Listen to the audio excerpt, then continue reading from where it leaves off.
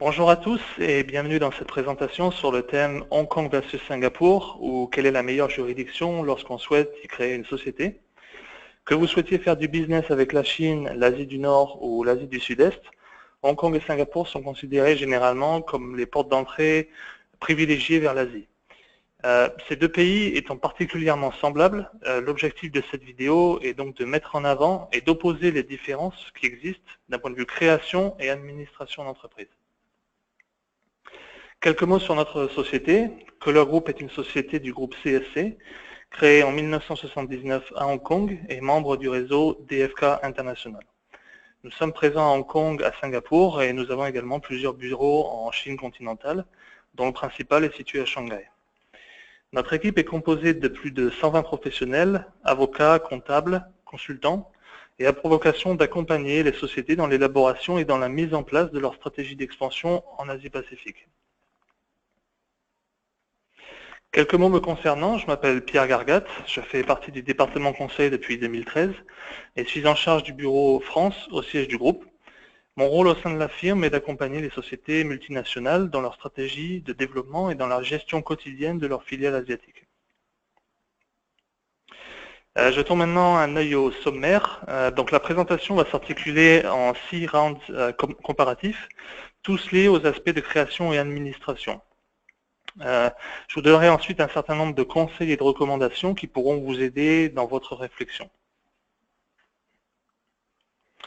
Avant d'entrer dans le vif du sujet, je souhaite tout d'abord rappeler quelques données générales. Hong Kong et Singapour sont situés en Asie du Sud-Est et séparés par environ 4 heures de vol. Les deux pays sont des partenaires commerciaux historiquement proches de la Chine. Hong Kong est depuis 1997 une région administrative spéciale de Chine et est dotée d'un système politique et monétaire à part entière.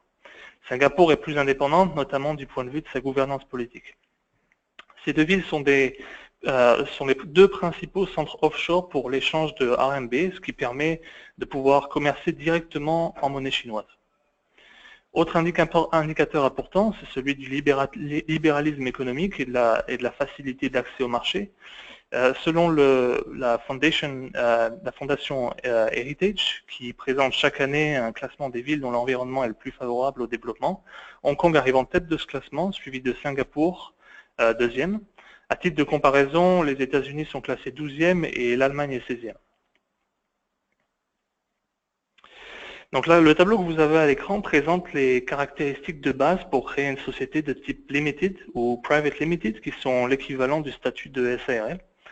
Le délai d'enregistrement est en général de 1 à 2 jours ouvrés. L'actionnaire peut être soit une société ou une personne résidente, ou une personne résidente ou non résidente. La première particularité est au niveau du directeur, puisque la règle à Singapour impose qu'au moins une personne résidente soit nommée comme directeur, soit qu'elle détienne un passeport ou un visa de travail. Ce qui n'est pas le cas à Hong Kong, où un non-résident peut acter comme directeur. Dans les deux cas, vous devrez fournir un bureau enregistré, une adresse où vous déclarez que votre société est accessible par lettre, par courrier, ainsi qu'un company secretary qui fera office d'interface légale et facilitera la mise en conformité et l'administration courante de la société, notamment auprès du registre de commerce. À noter que les informations sur les statuts sont ouvertes au public, que ce soit à Hong Kong comme à Singapour. Donc il est possible d'aller sur le site du registre de commerce de chacune de ces juridictions et d'accéder à des informations comme le statut par exemple, moyennant un frais somme toute substantiel. Pour ce qui est de l'ouverture de compte bancaire, à Hong Kong, il y a une multitude d'options qui s'offrent à vous. Les principaux établissements bancaires sont la HSBC, Hang Seng Bank, Citibank, Bank of China, UOB ou encore DBS. Ces banques offrent une gamme de services dédiés aux PME et sont très bien implantées localement ainsi qu'à l'international. Le délai d'ouverture de compte est en général de 2 à 8 semaines. Ce délai peut être plus ou moins long en fonction de la banque et des informations qui sont requises. Afin de réduire le temps d'attente au minimum, on conseille en général de préparer une présentation claire et concise du projet, supportée par une brochure papier ou au moins une business card sur laquelle vous aurez inscrit le site web de votre société. Si vous avez des précommandes signées par vos fournisseurs ou vos clients, cela peut être également un excellent document support pour la banque, parce que ça montre que vous aurez déjà en fait du business en attente pour cette société. Donc il est possible que ça accélère encore plus le délai d'ouverture du compte. Ouverture de compte à Singapour maintenant, les banques locales sont en général plus flexibles que celles de Hong Kong. On notera par exemple que les actionnaires n'ont pas besoin de se déplacer en personne et ils ou elles peuvent être représentés par un des directeurs par exemple. Le délai d'ouverture de compte est également plus court, comptez 1 à 6 semaines à réception du dossier complété. Et les documents à fournir sont les mêmes qu'à Hong Kong, à savoir passeport, justificatif d'adresse, extrait cabis et charte organisationnelle. Donc le résultat de ce premier round est plutôt, je dirais, un match nul. Hong Kong se présente comme plus flexible en termes de création de société parce que vous n'avez pas besoin d'avoir un directeur résident local et un étranger, par exemple avec un passeport français, peut tout à fait être à la fois actionnaire et directeur de la structure, ce qui n'est pas le cas à Singapour. En revanche, l'ouverture de compte à Hong Kong peut être en général un petit peu plus compliquée en termes de compliance, prend un petit peu plus de temps et en général requiert la présence de l'ensemble des actionnaires, détenant au moins 10% des parts, ainsi que des directeurs.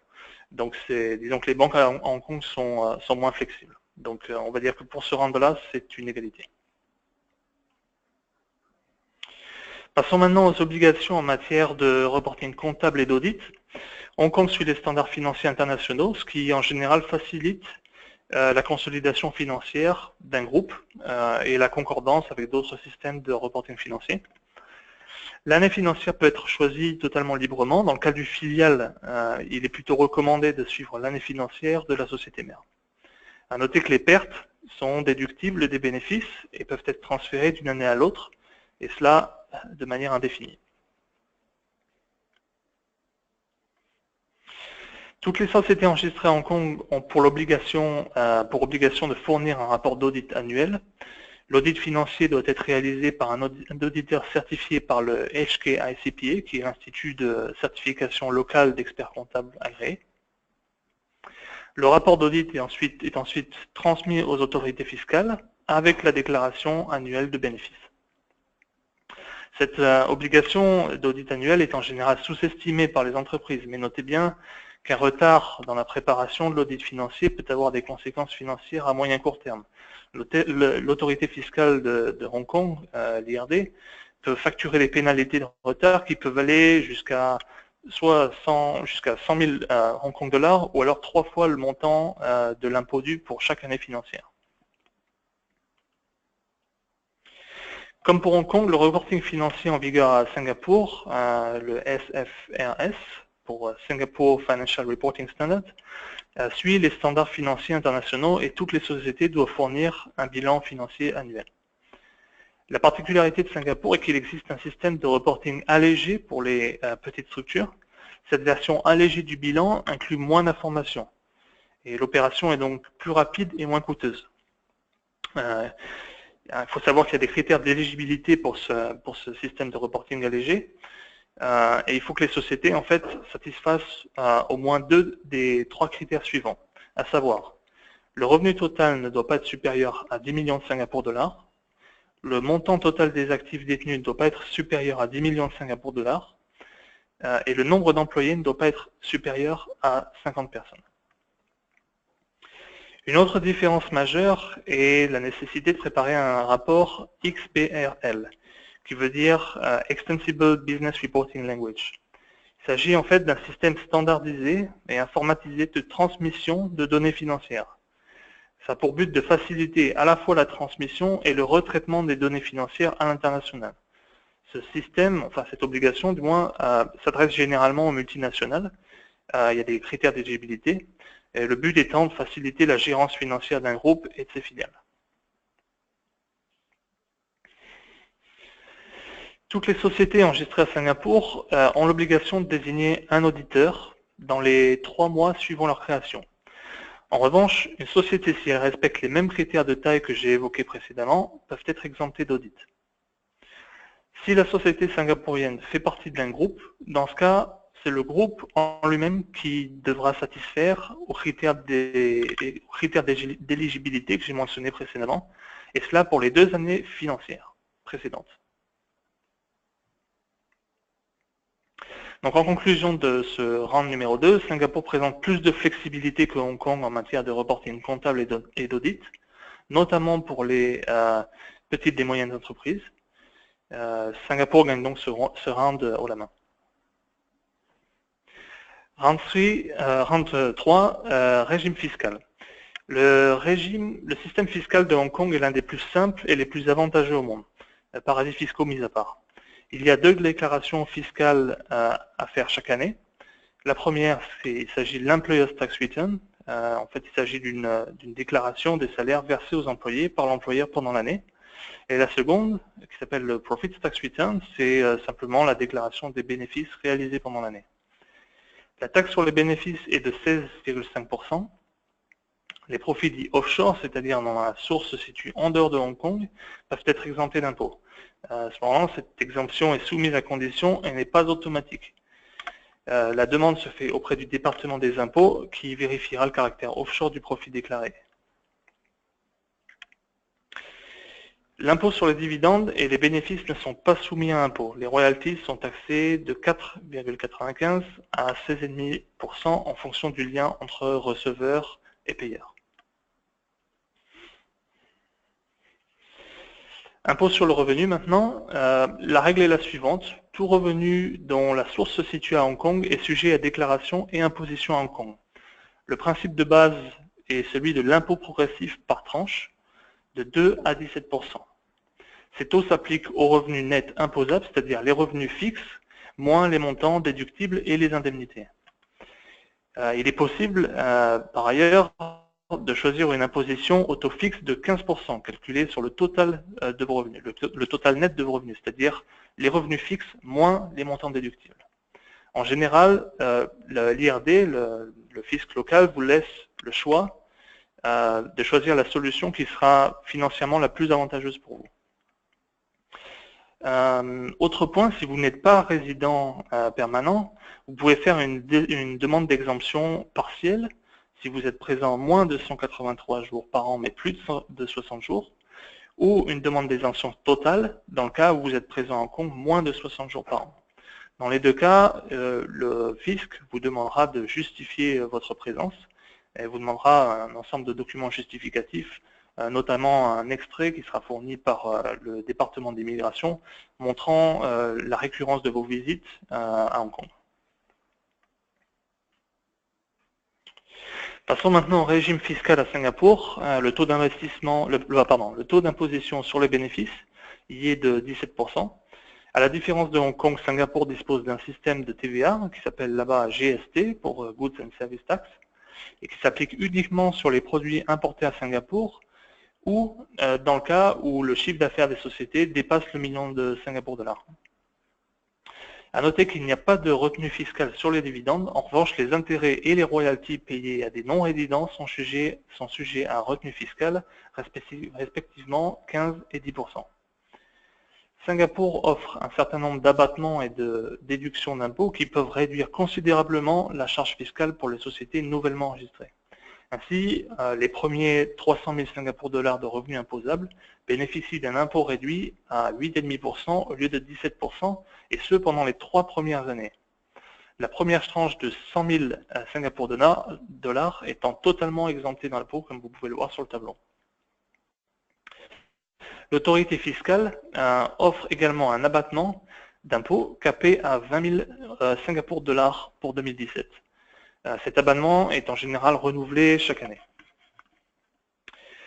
Enfin, il existe également un système de financement gouvernemental pour certaines catégories d'investissements. Il y a une liste en fait de 6 catégories d'investissements qui sont agréées par le gouvernement. Et ce sont des investissements qui sont liés en général aux nouvelles technologies, à l'acquisition de propriétés intellectuelles ou encore à la formation des employés. Et ce système permet un abattement d'impôt à hauteur de 400% du montant de l'investissement ou un transfert en cash directement sur le compte de la société dans une limite de 100 000 Singapour dollars ou 40% du montant de l'investissement. Concernant l'impôt sur le revenu maintenant, Singapour applique un taux par tranche à hauteur de 20%. Si vous êtes non résident, c'est-à-dire si vous avez passé moins de 183 jours à Singapour, vous serez imposé au taux forfaitaire de 15%. Le montant le plus élevé, c'est-à-dire que vous serez imposé soit au taux forfaitaire de 15%, soit au taux progressif. Le montant le plus élevé sera retenu au bénéfice des autorités fiscales. Si vous souhaitez minimiser votre impôt, maintenant, vous pouvez éventuellement choisir de recevoir uniquement des dividendes qui, dans tous les cas, ne seront pas soumis à impôt à Singapour. Donc, dans ce round numéro 3, on a choisi Hong Kong comme gagnant, tout simplement parce que le système fiscal est, on peut dire, relativement plus simple, notamment parce qu'il y a la possibilité d'avoir une exemption totale sur les profits offshore, et que la fiscalité pour les non-résidents est généralement plus avantageuse. Passons maintenant au round numéro 4, qui va traiter des obligations annuelles. Donc, obligations annuelles à Hong Kong, tout d'abord, toutes les sociétés doivent payer leur licence commerciale annuelle. Ce renouvellement doit s'effectuer à date anniversaire de la société. À l'heure actuelle, à titre d'indication, la licence coûte environ 30 euros. Seconde obligation, l'annual return, qui a pour but de mettre à jour les informations concernant les directeurs, les actionnaires, les company secretary, l'adresse de la société ou encore le nom de l'auditeur. Troisième obligation, l'Assemblée générale, qu'on appelle ici Annual General Meeting. Ce document confirme les résultats financiers de l'année écoulée et annonce les dividendes à venir. D'autres informations peuvent être ajoutées, comme par exemple un changement de directeur à venir. Passons maintenant à Singapour. Vous avez sur ce slide toutes les obligations annuelles. Deux d'entre elles sont spécifiques à Singapour, à savoir la déclaration du profit imposable estimé, qui se fait auprès des autorités fiscales dans un délai en général de 3 mois après la fin de chaque année financière. La seconde particularité est la déclaration de TVA, donc le GST Return, qui se fait tous les trimestres et s'applique, comme je l'ai dit auparavant, sur l'ensemble des biens importés à Singapour, ou si la société a réalisé un chiffre d'affaires sur les 12 derniers mois qui est supérieur à 1 million de Singapour dollars. Donc, résultat de ce slide, Hong Kong est gagnant car on considère que le nombre d'obligations annuelles est minimisé, donc la gestion en général est facilitée. Passons maintenant au round numéro 5, facilité d'accès au marché en termes de visa. À Hong Kong, la plupart des ressortissants étrangers, notamment européens, auront la possibilité d'obtenir un visa de tourisme de 90 jours à leur arrivée. À noter que ce visa n'est pas un visa chinois et ne permet pas de voyager en Chine continentale librement. Pour cela, vous devrez faire une demande auprès de l'ambassade, soit à Hong Kong, soit depuis l'Europe. En termes de visa de travail, le demandeur doit obligatoirement avoir l'appui d'un sponsor, c'est-à-dire l'entreprise. Les prérequis minimums sont d'une part une expérience professionnelle en lien avec le poste qui est offert par le sponsor, et deux, au minimum une licence universitaire. Le délai d'obtention est en général de 4 à 8 semaines dès que le dossier est complété. La deuxième catégorie de visa est celui pour les investisseurs. Il y a deux sous-catégories.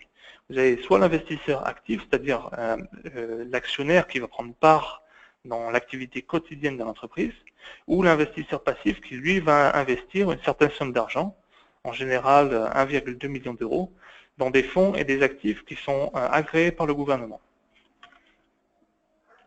Dernier type de visa, le visa de dépendant, qui lui s'adresse aux conjoints ou aux enfants de personnes résidant à Hong Kong, soit en tant que résident permanent ou en tant que détenteur d'un visa de travail ou visa d'investisseur. Pour finir, toute personne ayant résidé à Hong Kong pendant une durée de 7 ans pourra faire une demande de résident permanent. Passons maintenant à Singapour. Le visa de travail, tout d'abord, le principe est le même qu'à Hong Kong, néanmoins le niveau de salaire doit être fixé en fonction du poste et de la seniorité de la personne. Le minimum est de 3600 Singapour dollars par mois. Le visa de travail s'obtient dans un délai d'1 ou 2 mois et est octroyé pour une période d'1 ou 2 ans. Le second type de visa s'adresse aux gérants souhaitant manager leur société depuis Singapour. Une des particularités est qu'il est possible d'obtenir, sous condition, un visa avant même l'enregistrement de la société. Le délai d'obtention est similaire au visa de travail, c'est-à-dire 1 ou 2 mois. Enfin, si vous souhaitez devenir résident permanent, vous devrez soit investir 2,5 millions de Singapour dollars dans des fonds approuvés par le gouvernement, ou alors vous devrez avoir travaillé pour une société singapourienne pendant au moins 6 mois. Cela étant, même si vous avez travaillé pour une société singapourienne pendant 6 mois, c'est la condition minimum. Et d'autres critères sont pris en compte, comme la spécificité de votre profil en termes d'expérience professionnelle, ainsi que de background universitaire. En conclusion de ce 5e round, on voit bien que Hong Kong, comme Singapour, offre les mêmes catégories de visas. Cela étant, le système singapourien apparaît plus juste, avec des minimums salariaux pour les expatriés, et la possibilité d'obtenir un visa investisseur avant l'enregistrement de la société. Et l'accessibilité est rapide au statut de résident permanent. Dernier round, sortir du marché. Deux options sont généralement utilisées à Hong Kong. La première est le désenregistrement. La procédure prend généralement entre 6 et 9 mois. Il y a une lettre de non-objection à obtenir auprès des autorités fiscales. Le gérant peut ensuite transmettre sa demande auprès du registre du commerce. Entre-temps, la société aura cessé toute activité et aura cédé l'ensemble des actifs détenus. La deuxième option est la mise en dormance, qu'on appelle ici dormancy. Cette option s'applique lorsqu'on souhaite désactiver une société sans pour autant la désenregistrer. La société est alors inactive, le compte en banque est fermé, mais elle n'a pas pour autant été radiée du registre du commerce. Cela permet à la fois de conserver la société et de réduire les obligations annuelles à leur minimum. À Singapour, on trouve les mêmes options de sortie. Le désenregistrement, qu'on appelle ici radiation, prend moins de temps, ça prend seulement 5 ou 6 mois, et se fait auprès des autorités fiscales. La seconde option est la liquidation. La liquidation, en fait, vous avez deux catégories, soit la liquidation judiciaire, qui est ordonnée par la Cour, ou alors la liquidation volontaire. Et dans le cas de la liquidation volontaire, c'est soit exécuté par les gérants eux-mêmes, ou alors par les créditeurs de la société. En conclusion de ce 6e round et de ce 6e et dernier round, Hong Kong et Singapour ont chacun leurs avantages. Hong Kong offre l'option de la mise en dormance qui permet de réduire les coûts d'administration sans pour autant désenregistrer la société. En revanche, si vous souhaitez désenregistrer votre société, Singapour vous permet de sortir du marché plus rapidement. Donc la conclusion de ce duel est que, au final, il n'y a pas de gagnant. Hong Kong et Singapour ont tous les deux leurs avantages et leurs inconvénients. Il est plus facile d'ouvrir un compte bancaire à Singapour, néanmoins vous devrez avoir un directeur résident local, ce qui n'est pas le cas à Hong Kong, donc égalité sur le premier round. Dans le deuxième, Singapour présente plus de flexibilité pour les PME en matière d'audit et de reporting financier. Hong Kong, en revanche, permet l'exemption fiscale sur les profits offshore avec des obligations de compliance annuelle réduites à leur minimum. Donc Hong Kong gagne le 3e et 4e round. En matière d'immigration, Singapour permet l'obtention d'un visa investisseur sous condition, avant même l'enregistrement de la société. Le 5e round revient donc à Singapour. Enfin, il y a égalité dans le dernier round, car les options de sortie de marché sont globalement les mêmes. Pour conclure, j'aimerais vous donner quelques pistes de réflexion pour vous aider à déterminer quel est le meilleur choix par rapport à votre projet. J'ai listé en fait sur ce slide 5 questions principales que vous devez vous poser. Tout d'abord, quel est l'objectif de la société? Il est évident que si vous souhaitez créer par exemple une société holding, Hong Kong est en général un meilleur choix en termes de fiscalité, puisque vous avez la possibilité de ne pas être taxé sur vos revenus. Et également en termes de fiscalité, de facilité de création, puisque vous n'aurez pas besoin d'avoir de résident local, ni d'avoir même de substance à Hong Kong. Deuxième question que j'ai listée, où sont localisés vos clients et vos fournisseurs? Si vous faites du commerce avec l'Asie depuis des années et que vous avez par exemple des fournisseurs qui sont localisés à Shenzhen, Shenzhen étant juste à côté géographiquement de Hong Kong, à ce moment-là, ça fait plus sens d'avoir une société à Hong Kong plutôt qu'à Singapour. Vous pourrez plus facilement vous rendre chez vos fournisseurs, effectuer toutes les opérations de contrôle qualité si vous êtes proche géographiquement de vos partenaires.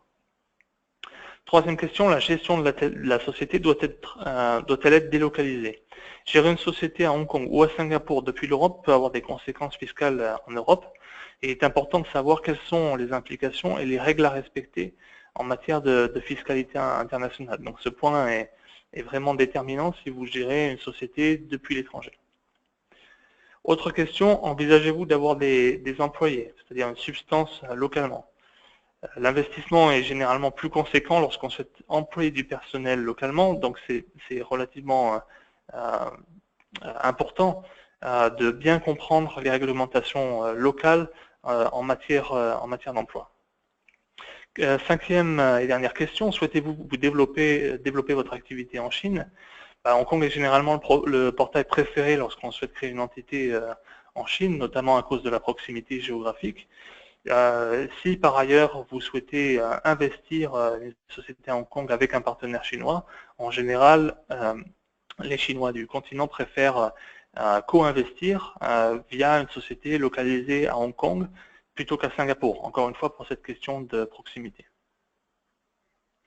Voilà, c'est donc la fin de cette présentation. Vous avez mes coordonnées à l'écran, donc n'hésitez pas à me contacter si vous avez des questions ou si vous avez besoin de plus d'informations sur ce thème ou sur d'autres.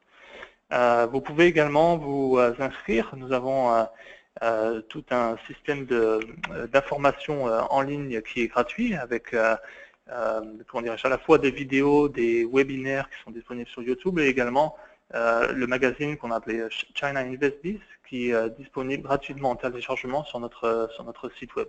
Donc n'hésitez pas à vous inscrire pour recevoir ces nouvelles gratuitement. Voilà, je vous remercie d'avoir suivi cette présentation et à bientôt.